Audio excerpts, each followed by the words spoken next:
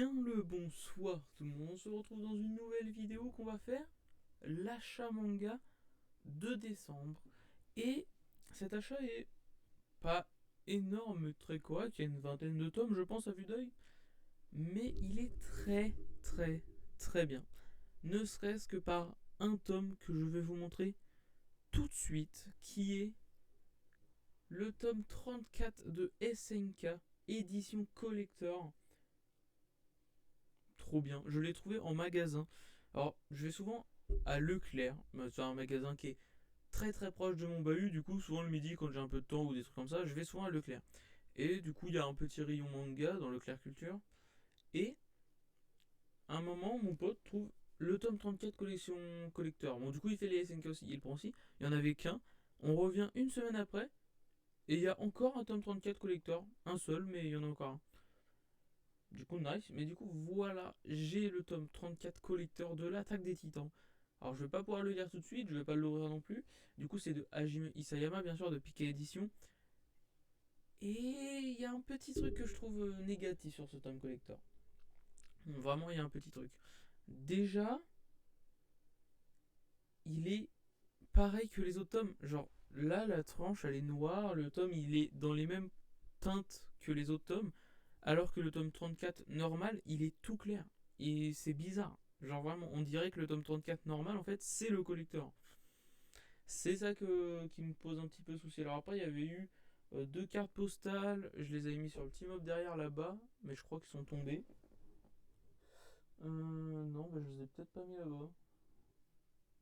Bon, je sais plus, mais en tout cas, il y avait un petit dessin de Hajime Isayama signé, je crois, et deux cartes postales. Bon, voilà, de petits posters entre guillemets. Genre, c'était pas des posters, mais c'était ouais, des petites cartes postales SNK.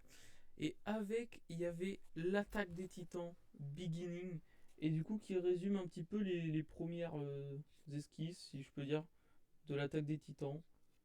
C'est super bien, c'est écrit en japonais, du coup, c'est traduit en bas, bien entendu.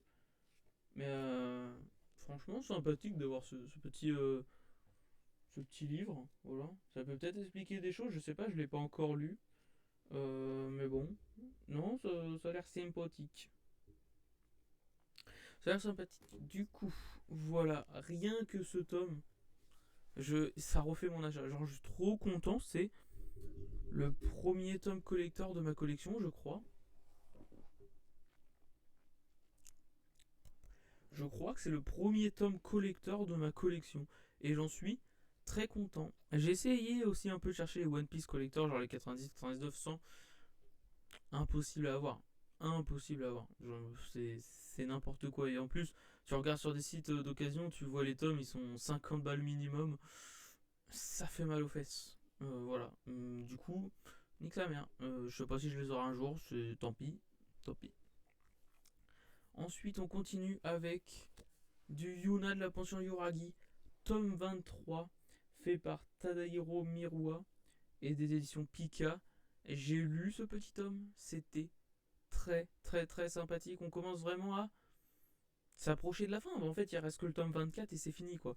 Mais du coup, on commence vraiment à comprendre ce qui va se passer. Tout simplement que Yuna, petit à petit, retrouve la mémoire. Et je pense que dans le tome 24, elle l'aura retrouvé entièrement. Et du coup, ah bah, elle va partir, je pense, tout simplement. Ça me rendra très triste. On verra bien dans le tome 24. Je ne sais pas quand est-ce qu'il sort. Mais j'ai très hâte de la voir et en même temps pas hâte. C'est un peu comme toutes les séries, j'ai hâte parce que bah du coup on a la fin, on va voir qu'est-ce que c'est que la fin, mais j'ai pas hâte parce que j'aimerais suivre ces personnages encore longtemps. Mais bon, en tout cas, très bon tome, je suis très content euh, de cette série, vraiment très content. Hop. Ensuite, on va passer à un autre manga, Blue Period tome 6. Je n'ai toujours pas rattrapé mon retard sur Blue Period. Enfin, je suis à jour dans l'achat, mais pas à jour dans la lecture. Mais du coup, c'est de Tsubasa Yamaguchi et des éditions Pika. Du coup, je vais pas en dire plus, juste on suit toujours l'histoire d'un mec qui fait un peu la racaille et tout, si je dis pas de conneries, si ma mémoire est bonne, et qui d'un coup va s'attacher en voyant une peinture, va se dire putain, j'ai envie d'être peintre. Et du coup, voilà, on va le voir évoluer dans ce domaine de la peinture, dessin et tout. Et c'est très très bien, parce que ça donne plein de petits tips, entre guillemets, pour apprendre à dessiner, genre des petites méthodes et tout. Je trouve ça vraiment sympa. Pourquoi j'ai arrêté le lien? Je sais pas, je le reprendrai, mais voilà. Ensuite, la fin d'une série, Ayako, l'enfant de la nuit. L'enfant de la nuit, c'est ça. Du coup, le dessin et le dialogue est fait par Kobu Kurin et c'est d'après Osamu Tezuka qui avait fait aussi Ayako, l'enfant de pas de la nuit mais de l'ombre, je crois, un truc comme ça. L'enfant mystère, un truc comme ça, et c'est repris de cette histoire. C'est plutôt pas mal, mais je vais pas en parler plus, simplement parce que j'ai fini l'œuvre, c'est en 3 tomes, et je vais faire une petite vidéo sur Ayako, l'enfant de la nuit, euh, vu que j'ai fini l'œuvre, pour parler un petit peu de l'œuvre. Du coup, voilà, j'en dis pas plus, et on verra dans la vidéo. Ensuite, Sans expérience, tome 3, j'ai pas lu, toujours pas lu, c'est des éditions Delcourt Tonka, mais c'est de Mayu Minase, et j'ai très hâte de le lire. Parce que le tome 2 était très très bien, se finissait en plus par un petit... par quelque chose de très sympathique qui m'a fait plaisir. Et du coup, voilà, j'ai très très hâte de lire ensuite toujours les aventures, l'histoire en fait de deux personnes qui se sont mariées, mais qui n'ont jamais vécu avec... Enfin, qui n'ont jamais été en couple, qui n'ont jamais rien fait. Et il y a une grande différence d'âge. Mais voilà, on suit un petit peu leur quotidien, ils apprennent à vivre ensemble en étant mariés et c'est très mignon. Voilà, mais prenez pas ça si vous voulez de l'action, très clairement. Mais c'est très mignon, moi j'aime bien. Ensuite, I'm Standing on 1 Million Life, tome 3, des éditions Pika. L'œuvre originale est par Naoki Yamakawa et le manga par Akinari Nao. Et c'est un très bon tome, je l'ai lu. Alors je vais pas en dire beaucoup parce qu'en fait, j'ai fait pour éviter à chaque fois de... Comment dire, d'avoir du retard dans mes découvertes. Là, à partir de janvier, fin janvier, va y avoir les découvertes de janvier, ou que j'ai découvert le premier tome de ça. On n'est pas en janvier, mais j'ai découvert avant, tout simplement parce qu'à chaque fois, bah en fait, le week-end, je travaillais sur ma formation et je ne lisais pas. Et du coup, je me retrouve en fin de mois à me dire, allez, j'ai 4 découvertes à faire, 8 tomes, let's go. Je pourrais le faire, mais c'est un peu chiant. Du coup, cette fois-ci, je vais prendre un peu d'avance. Et du coup, là, j'ai déjà fait cette première découverte du mois de janvier, alors qu'on n'est pas en janvier, tranquille. Mais du coup, là, j'en parle pas plus, mais c'est un très très bon manga. Voilà. Ensuite, Cigarette and Cherries, tome 7.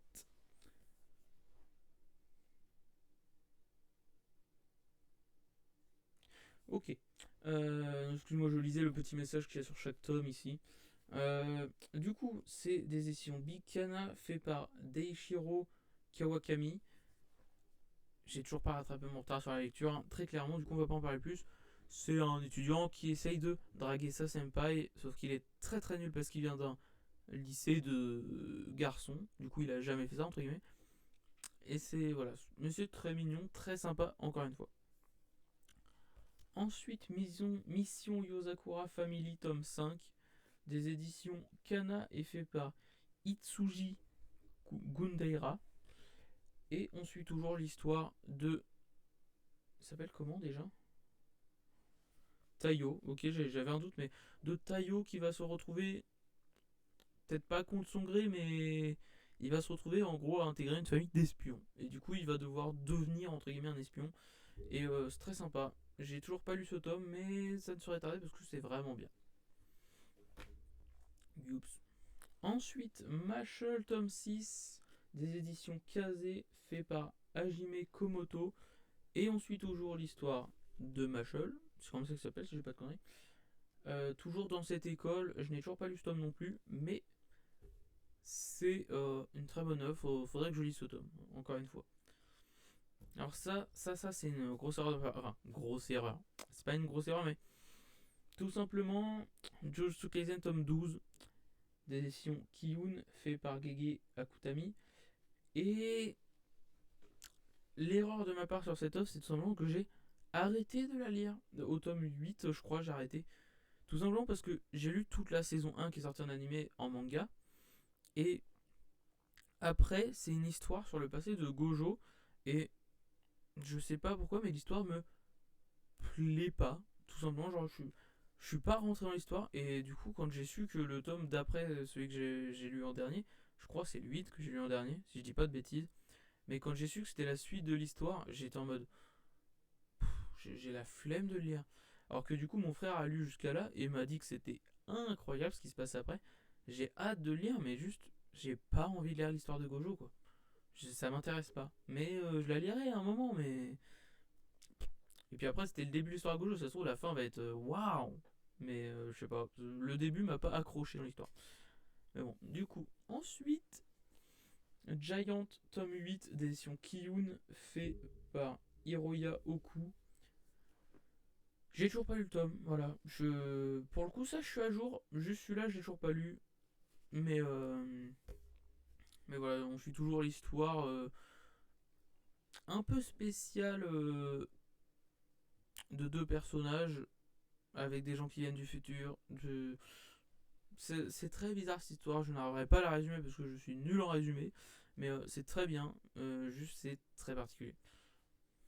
Ensuite, bien entendu, comme tous les 2 mois, Kingdom est arrivé, le tome 19, 20, 21, 22 de Meian Edition et de Asuisa Hara. Et Meian, c'est un peu. Alors, oui, non, c'est un peu comme Jujutsu Kaisen et non en même temps. Simplement parce que je n'ai pas arrêté parce que j'aimais pas. Je kiffais Kingdom, mais j'ai arrêté de le lire. J'ai lu jusqu'au tome 10, du coup ça fait beaucoup de retard quand même pour aller lire jusqu'au tome 22. Et je sais pas pourquoi je kiffais, mais vraiment énormément Kingdom. Et en fait, j'ai arrêté de lire. Je pense que c'est juste parce que du coup, c'est arrivé dans ma phase de je ne lisais plus, quasiment plus. Et qu'en fait, bah du coup, 4 tomes d'un coup et surtout attendre tous les 2 mois, je sais pas. Je sais pas. Mais Kingdom est un manga insane et j'ai arrêté de le lire. Je vais reprendre très clairement parce que je surkiffe, mais après, il faut voir quand je vais reprendre.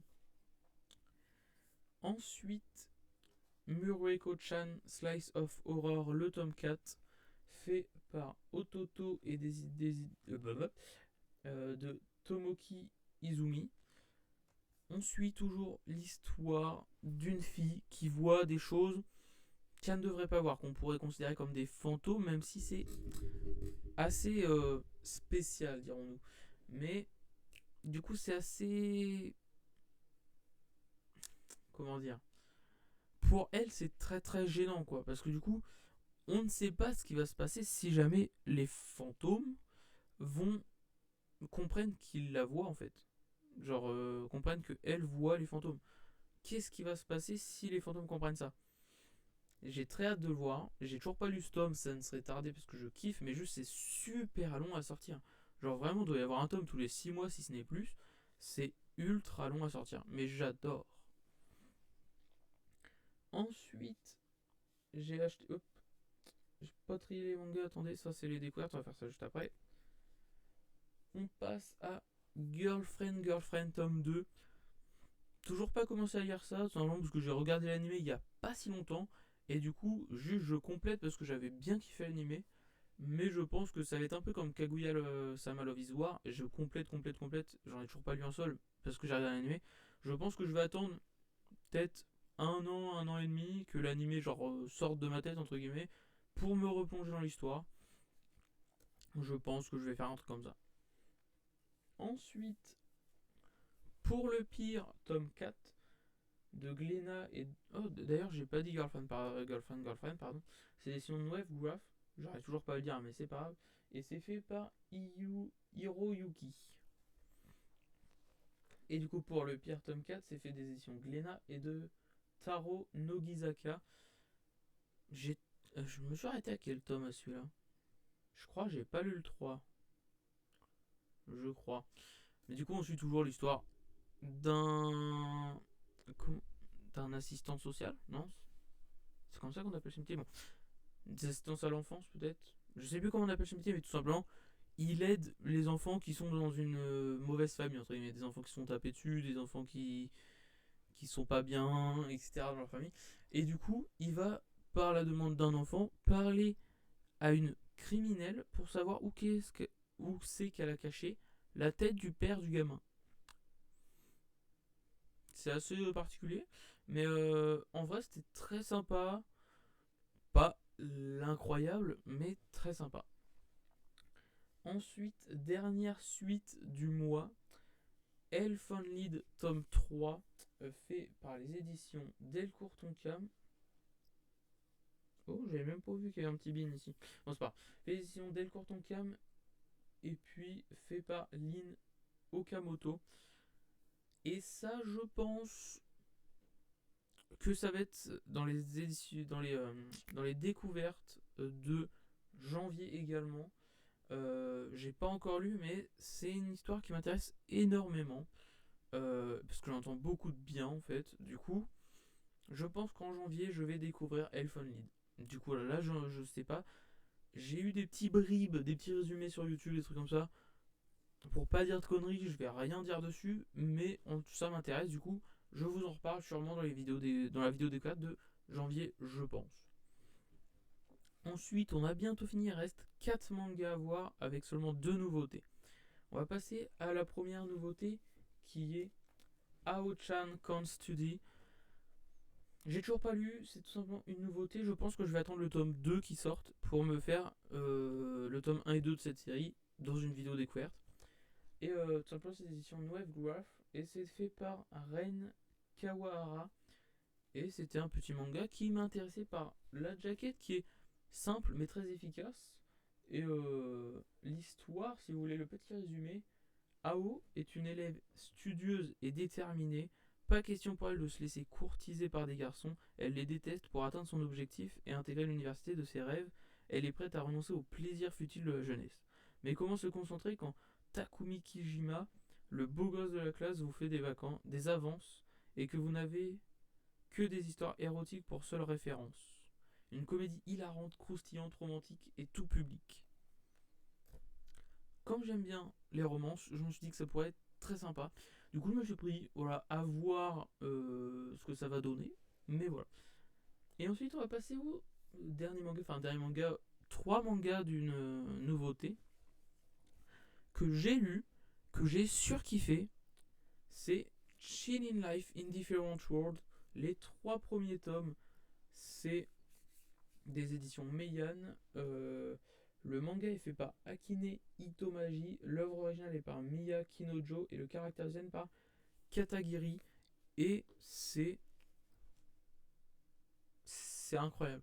J'ai lu, j'ai découvert ça. C'est incroyable. J'ai kiffé. On suit l'histoire de Banaza qui se fait invoquer dans un autre monde et qui va se faire rejeter par les humains. Et tout simplement parce que ils invoquent des héros, enfin des candidats au poste de héros, entre guillemets, parce que quand ils invoquent des gens d'un autre monde, ils ont des statistiques ultra broken. Genre un habitant lambda de la ville où qui se font invoquer va avoir des stats, parce que c'est un isekai avec des stats, tout en gros, t'as attaque genre 9, défense 8, quand t'es un humain lambda, t'as plusieurs autres stats. Et quand t'es un héros, tu vas pop, t'as attaque 999, défense 999, voilà, t'es sur broken, t'es totalement sur broken. Et semblant lui va se faire invoquer, et il va être comme un humain lambda en fait, il va avoir attaque 8, défense 9, des trucs comme ça, des trucs totalement classiques. Et du coup il va se faire rejeter parce qu'il n'a pas pu rentrer dans son royaume, parce qu'il s'est fait invoquer, le portail s'est tout simplement refermé en fait, et il ne peut pas retourner d'où il vient, du coup il va se faire abandonner entre guillemets aux portes de la ville, enfin dans une forêt beaucoup plus loin, mais voilà.